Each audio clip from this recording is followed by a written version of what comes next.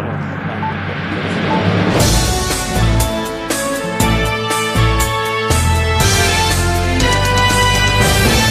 இன்றைய முக்கிய செய்திகள்.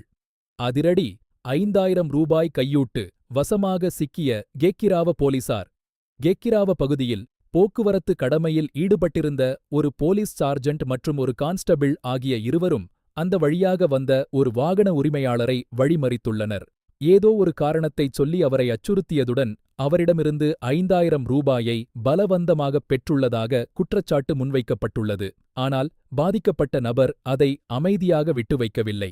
உடனடியாக அனுராதபுரம் வலய சிரேஷ்ட போலீஸ் அத்தியட்சகரிடம் துணிச்சலாக புகார் அளித்துள்ளார்.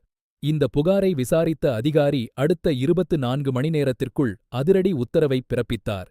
இதன் அடிப்படையில் சம்பந்தப்பட்ட இரு போலீஸ் உத்தியோகத்தர்களும் மார்ச் 26 முதல் அமலுக்கு வரும் வகையில் உடனடியாக பணியிலிருந்து நீக்கப்பட்டுள்ளனர். நீர்கொழும்பில் பரபரப்பு, நிறுத்தாமல் சென்ற கார் மீது போலீசார் துப்பாக்கிச் சூடு. இருவர் கைது. போதைப்பொருள் கடத்தப்படுவதாக கிடைத்த இரகசியத் தகவலின் அடிப்படையில் போலீஸ் போதைப்பொருள் தடுப்புப் பிரிவினர் கண்காணிப்பு நடவடிக்கையில் ஈடுபட்டிருந்தனர். இதன்போது சந்தேகத்திற்கிடமான ஒரு காரை வழிமறித்து சோதனை செய்ய போலீசார் முயன்றுள்ளனர்.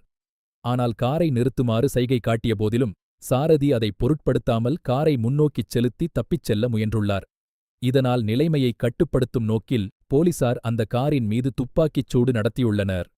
இதனைத் தொடர்ந்து கட்டுப்பாட்டை இழந்த கார் வீதியோரம் விபத்துக்குள்ளானது. இந்த நடவடிக்கையின் போது போதைப்பொருள் தடுப்புப் பிரிவின் ஒரு போலீஸ் அதிகாரி காயமடைந்துள்ளதாக தகவல்கள் தெரிவிக்கின்றன.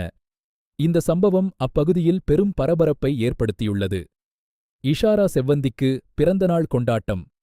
கொழும்பு குற்றப்பிரிவு பொறுப்பதிகாரிக்கு ஒழுக்காற்று நடவடிக்கை.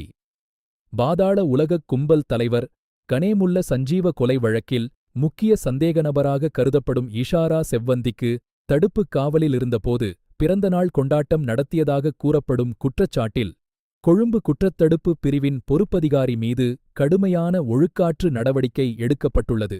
காவல்துறை அதிகாரிகளுக்கும் குற்றவாளிகளுக்கும் இடையே எந்தவிதமான தொடர்பும் இருக்கக்கூடாது என்பதை வலியுறுத்திய அதிகாரிகள் இந்த சம்பவம் தொடர்பாக மேலும் விசாரணைகள் ஆரம்பிக்கப்பட்டுள்ளதாக தெரிவித்துள்ளனர். இத்துடன் இன்றைய செய்திகள் நிறைவடைகின்றன. நன்றி, வணக்கம்.